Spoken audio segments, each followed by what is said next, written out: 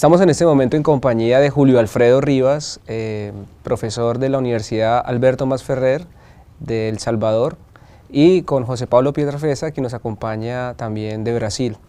Esta, compañía es en el marco del cuarto Seminario Internacional sobre Conflicto Interno Armado, que versa en el día de hoy en torno a lo que se refiere al conflicto de la tierra y la restitución de la tierra.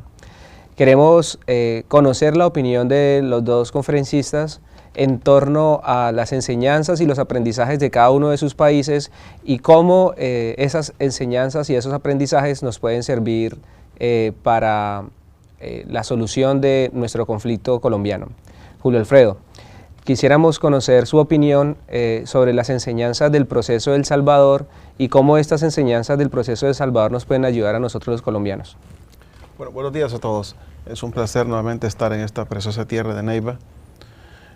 Obviamente la universidad, queriendo siempre colaborar en esta formación integral con los estudiantes y cooperar de alguna forma con lo que sucede en la sociedad, nos trae nuevamente para compartir estas valiosas experiencias. Ciertamente lo mío es eso, es compartir un poco las experiencias de lo que ocurrió en El Salvador con el tema de restitución de tierras. Y en ese orden creo que mi ponencia ha basado prácticamente en lo que estableció el Acuerdo de Paz de El Salvador. Hay un libro que estableció la Comisión de la Verdad de El Salvador, que hizo las conclusiones de lo que ocurrió en el país, que se llama De la locura a la esperanza. A mí me llama particularmente mucho la atención ese nombre, porque justo lo decía ayer en mi ponencia, que hay que tener mucha fe, mucha esperanza, porque un acuerdo de paz es algo complejo, es algo largo, es algo complicado. En el país llevó más o menos 8 años la negociación de la paz, de los 12 que duró el conflicto. Por lo tanto, es de esperarse que la gente pueda tener un poco de desesperación, un poco de incredibilidad, un poco quizás de deslegitimación de lo que se está dando en el proceso, pero al final las autoridades están haciendo lo mejor posible por el país. No es tanto la lejanía, porque también ocurrió en el país. El acuerdo finalmente se firmó en Chapultepec, México, pero antes de eso se estuvo negociando en Nueva York, muy lejos de San Salvador. Entonces no es la lejanía, no es el tiempo, es que las partes tengan la mayor quizás información, el mayor tiempo para poderse de acuerdo, para conversar, para tener todos los insumos necesarios para llegar a un valioso acuerdo de paz, y luego pues que tomar en cuenta que el documento, el papel es eso, es papel. Lo que va a hacer posible que una paz se instaure verdaderamente en la sociedad, va a hacer que tanto la sociedad tenga e interiorice ese sistema de consolidación de la paz y de reconciliación de la paz. Entonces mi ponencia ha sido un poco de compartir de lo que estableció el acuerdo de paz, qué se dijo y qué pasó en el tiempo en El Salvador, cómo se ejecutó el acuerdo, qué cosas se cumplió, qué cosas quedaron pendientes de cumplirse, y pues de alguna manera capitalizar experiencias salvadoreñas que puedan suceder o no suceder en Colombia. ¿Cuáles son como las principales dificultades que usted vio, que pudo, digamos, visualizar allí en El Salvador para el cumplimiento de todos esos acuerdos a los que se llegaron? Bueno, quizá lo principal de esto es el hecho de tener un equipo totalmente entregado, comprometido con una cultura correcta de administración del proceso de paz, y eso hace posible que se sumen más esfuerzos. Una vez haya un equipo interno totalmente entregado, crece más la cooperación internacional, hay un poco más también de lucha propia del país por hacer crecer aquel compromiso de paz que se logró.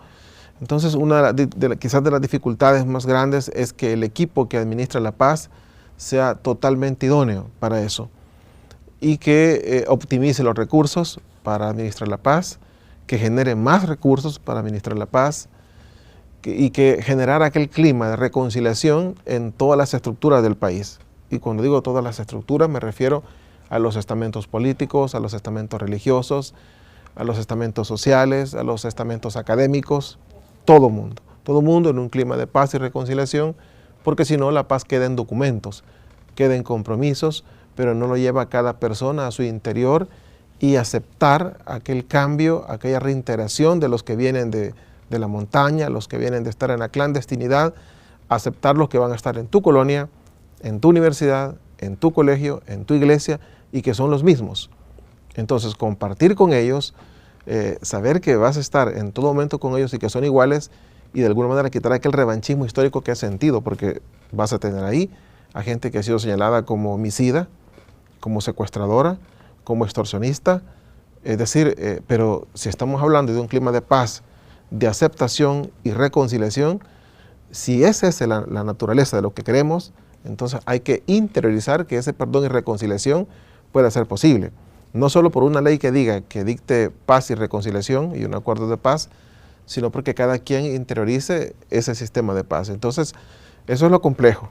Lo complejo es que la sociedad se solidarice y que tome eso como propio. Eso no es fácil, porque no le puedes obligar a una sociedad a que perdone, no le puedes obligar a una sociedad a que interiorice, sino que eso es una cooperación de todos, de todo un sistema que tiene que tomar el clima de paz de esa forma. Y eso, de alguna forma, fue lo que nos afectó en El Salvador.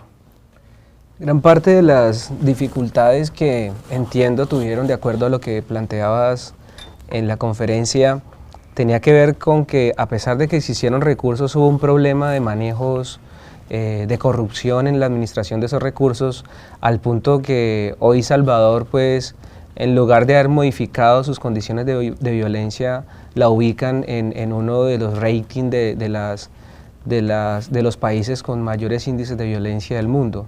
¿Qué fue lo que pasó ahí? Bueno, en realidad no es El Salvador, por así decirlo, el país en el que está en un clima de mayor conflictividad en el mundo. De hecho, el Triángulo Norte de Centroamérica está en ese problema, Guatemala, Honduras y El Salvador, pero no solo el Triángulo Norte, hay países en África, en Asia, donde incluso los éxodos masivos de gente que está con refugiados es mucho dolor, peligroso, fuerte eso que estamos viendo. Pero particularmente al interior de El Salvador se está dando un clima quizás de una violencia interna de estamentos, de sectores del bajo mundo, y hay mucho homicidio en esos sectores del bajo mundo. Uno puede caminar de alguna manera tranquilo por algunas partes de San Salvador, en algunos sitios que ya se sabe que es peligroso, pues la gente no se acerca. Y ciertamente en esos lugares la tasa de homicidios está muy altísima. Pero aquello no podemos pensar que sea directamente consecuencia del conflicto armado o de una inadecuada administración de la paz. Sí es una de las causas que provocan lo que tenemos ahora, pero no es la única. Quiero explicar esto. Ciertamente, cuando digo yo que la cultura de administración de la paz debe ser la idónea, significa que el equipo que maneja la administración tiene que tener ciertas cualidades de una correcta administración de los recursos que se invierten en un mantenimiento de la paz. Pero cuando históricamente tenemos una cultura a nivel latinoamericano, un presidente de Guatemala preso, un expresidente de Costa Rica creo que todavía preso, un presidente de El Salvador procesado, preso en su casa, algunos presidentes de México huyendo, otros presidentes suramericanos en problemas con la justicia, es decir, una cultura latinoamericana de inadecuada administración de los recursos públicos. Brasil. Bueno, cuando tenemos esas experiencias nos damos cuenta que el mal endémico está ahí y por tanto hubo esas dificultades en la administración de los recursos que tenían para financiar la paz. Hubo muchas defraudaciones en las instituciones que tuvieron que ver con los procesos de transferencia de tierras. Ahora, esto provoca que obviamente no sea posible financiar todo un programa complejo de paz, dar asistencia técnica a quienes estaban siendo beneficiarios con la transferencia de tierras, acompañarles en los procesos de reinserción a la sociedad y, por supuesto, que existan los recursos para seguridad pública, para educación, para salud y en general para toda la infraestructura de un país. Esto hace posible que al no llegar a esos programas, tienes un sector que se ha reintegrado a la sociedad después de la paz, que no va a gozar de todos los recursos, probablemente en equidad que en la demás sociedad. Y la misma sociedad tampoco va a gozar de las mismas mieles de un sistema del Estado, porque no todo está listo para funcionar. Por lo tanto, se va generando un descuido en una población juvenil, y lo que nace inicialmente como pleitos entre colegios, un colegio contra otro colegio, pleitos normales de jóvenes, se va degenerando poco a poco, porque resulta ser que como se acaba la excusa de que ya no hay guerra en el país para dar asilo político en otros países, entonces la migración no se detiene, se vuelve migración ilegal. Lo que era migración legal porque daban asilo político, se vuelve migración ilegal porque la gente sigue yéndose. Pero al existir migración ilegal, entonces vienen las deportaciones masivas y deportan a la gente que ha cometido crímenes en otros países. Y esta gente regresa al país con posgrado en delincuencia, con posgrados pandilleriles. Entonces vienen a unirse con aquellos jóvenes que iniciaban pleitos de identidad entre colegios y que luego mutan a identidad entre colonias y se hace una fusión muy elegante de resentimiento contra la sociedad. Eso fue creciendo poco a poco, luego toma influencias de narcotráfico, algún canal de narcotráfico suramericano, y eso degenera en lo que tenemos actualmente. Definitivamente los planteamientos que está señalando Julio Alfredo nos ponen a los colombianos a pensar en todo lo que puede ser el posacuerdo. Nuestras apuestas están dadas en torno al tema de la negociación. Se supone unas reformas estructurales y sociales importantes, pero esta enseñanza de lo que ha ocurrido en El Salvador debe ser un referente obligatorio para lo que nosotros pretendemos hacer aquí en este proceso de negociación. Me gustó mucho la frase de Alejandro Reyes cuando decía lo que el pasado del Salvador puede ser nuestro futuro, y allí es, digamos, un acierto que Julio Alfredo nos acompañe hoy en esta universidad.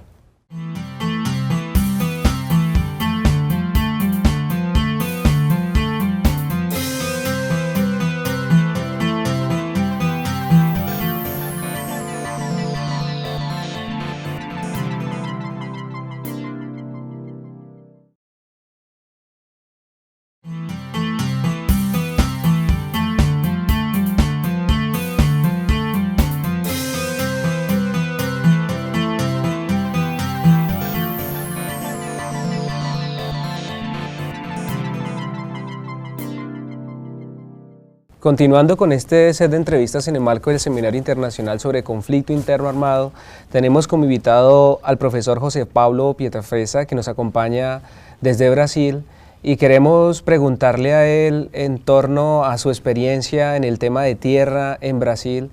¿Cuáles pueden ser como esas enseñanzas de todo el proceso de restitución de tierra del Brasil que podríamos traer hacia nuestro país y que pueden servir como punto de referencia para lograr la paz en nuestro país?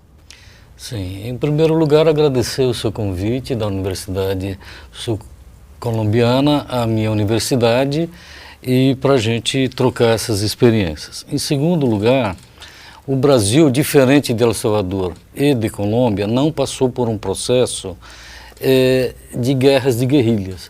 Nós temos lá um processo muito intenso que vem da década de 1960 de grupos paramilitares, de grupos privados que têm uma ação contra camponeses que lutam por reforma agrária nesse tempo todo. Então, pegando um recorte histórico de 1984 mais para agora, o Brasil assentou 1.400.000 famílias numa área próxima de 90 milhões de hectares de terra. Então é uma coisa muito gigantesca. Por que que houve esse programa de assentamento? Por três motivos básicos. O primeiro, nós temos uma população muito grande e um parque industrial muito grande. Então, durante as décadas anteriores, o Brasil, a política econômica brasileira forçou a migração da população rural para a área urbana a trabalhar de mão de obra operária, deixando o campo vazio. Nesse campo vazio, os camponeses começaram a ocupar. Diferente de Colômbia, nós não temos problema jurídico com a posse e a propriedade da terra. Esse campo jurídico está resolvido. O que não está resolvido é o campo da função social da propriedade, que isso é um outro marco legal no Brasil e que gera o conflito. Então, de 85 para cá, grupos de camponeses passaram a ocupar a propriedade privada, já documentada, legalizada, porém improdutiva, sem uma função social. Para proteger essa propriedade, grupos de latifundiários e o capital agrário contratam milícias privadas, formando o exército privado. Em 1985 foi criado no Brasil a União Democrática Ruralista, que era uma união de grandes proprietários rurais que se armaram. E na minha conferência amanhã eu vou mostrar para vocês o resultado desse armamento paramilitar. Não foi nada agradável para o camponês. Muitas mortes. Passa de 1000 mortes de camponeses de 1985 até a data de hoje. O nosso conflito, como vocês veem, ele não é de um foco guerrilheiro com uma proposta ideológica contra um status quo. É uma situação histórica que vem do grande latifúndio improdutivo sem função social para com um camponês organizado que vai em conflito com esse capital não produtivo. Nesse sentido, e todos os assentamentos realizados, nós no Brasil vemos 3 problemas centrais. O primeiro, há uma substancial necessidade de políticas públicas. Estradas, porque tudo lá é um pouco grande. Então você tem a produção agrícola, mas não tem como escoar a produção agrícola. Não adianta fazer reforma agrária, não adianta distribuir terra, se não tem como a produção fluir. Escolas, nós temos graves problemas com escolas rurais. Lazer, porque também não é só o trabalho. A expressão religiosa que nós falávamos agora mesmo. O camponês tradicionalmente é religioso. Então ele precisa de áreas que ele possa trabalhar esse dado cultural. E aí vai, para não falar de saúde. Saúde, meu Deus. Saúde é outro problema no campo brasileiro. Esse é um problema. O outro problema, nós temos uma política, uma legislação sobre reforma agrária. Só pode receber a titulação da propriedade 10 anos depois que o agricultor está assentado. Então, por 10 anos, não pode haver negociação da propriedade. O que está acontecendo? A grande reforma agrária brasileira começa em 1985, 95, 10 anos. Esses agricultores que em 1995 adquiriram o título de propriedade individual, passaram a vender a propriedade para os latifundiários. Então hoje nós temos ex-camponeses que, pressionado pelo capital agrário e ou por outros desvios, que não dá tempo de debater todos aqui, vendem sua propriedade. 1995, 2005, quem foi assentado nesses 10 anos, em 2005 pode vender a propriedade. E 2015, veja, são 30 anos de pressão do capital agrário para retomar essas áreas via mercado. Então vai e compra. Portanto, fazer reforma agrária tem muita luta. Isso vai um recado também aqui para vocês na Colômbia. Tem muita luta, tem muito sofrimento. Vocês viveram e vivem um processo de guerra que é terrível. Agora, no processo de paz, como o Juan estava apresentando, não vale só o papel. O papel é pouco, porque aceita tudo. No Brasil, igual. O que nós precisamos? É ter uma cultura ou um espírito de civilidade e cidadania que nos coloca na condição de o agricultor se sentir ele o protagonista do processo de reforma agrária. E muitas vezes os movimentos sociais no Brasil não deixam o protagonismo ir ao camponês. O camponês recebe a pressão do latifúndio e vai embora. Se o camponês se sentir participante do processo, se o camponês se sentir autônomo no processo, o camponês vai dar conta de dizer ao latifúndio, não, esse aqui é minha comunidade, é minha propriedade. Então, veja, não é apenas ter a política pública e ter o acordo de paz. É necessário ter um espírito e uma cultura de protagonismo e de autonomia social para que os processos de assentamentos tenham uma vida um pouco mais longa do que 10 anos, que infelizmente é a experiência brasileira. Okay.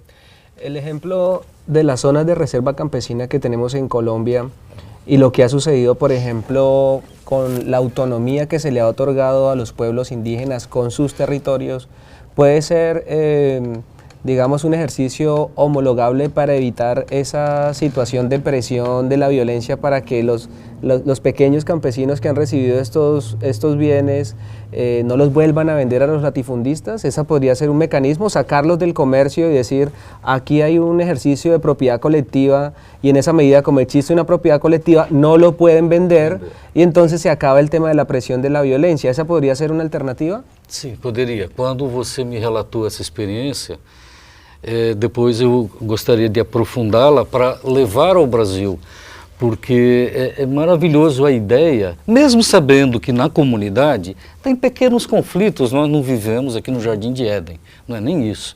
Mas o fato da comunidade ter essas prerrogativas apresentadas por você é sim uma grandiosa esperança de se manter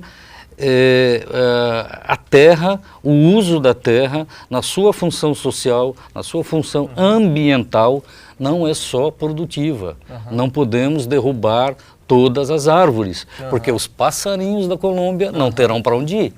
Eu quero eles lá na minha cidade, tá? Então, por favor, não derrubem todas as árvores. Ou seja, se há um protagonismo, se há uma legislação, se há uma consciência, a chance de dar certo é muito maior. Então, fico muito feliz em ter essas notícias, eu não tinha conhecimento da experiência de vocês. A experiência brasileira mais perto, mas ainda assim distante, é do agroextrativismo. Na região da Amazônia brasileira, temos muitas comunidades. Vocês têm uma vasta área de Amazonas, região do bioma Amazonas, o Brasil tem muito, então nós temos várias áreas, são milhares e milhares de hectares de área de reservas extrativistas. É próximo, mas vocês estão à frente do Brasil com essas experiências. Excelente.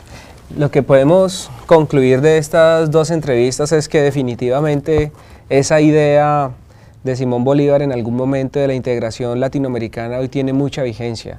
Las experiencias de Brasil en torno al tema de lo que ha ocurrido con la tierra son un espejo de lo que puede ocurrirnos a nosotros porque precisamente incluso la experiencia de El Salvador también lo muestra, se le entrega la tierra a la gente, pero como no tienen la capacidad para hacer que esta tierra sea productiva, como no tienen los recursos del Estado que le permitan en efecto hacer que ellos puedan vivir de esa tierra, pues los latifundistas hacen lo que he llamado yo la contrarreforma y acuden a distintos mecanismos jurídicos y a presiones de carácter, digamos, violenta para recuperar esa tierra que muy seguramente el Estado a partir de las negociaciones de La Habana podrá redistribuir.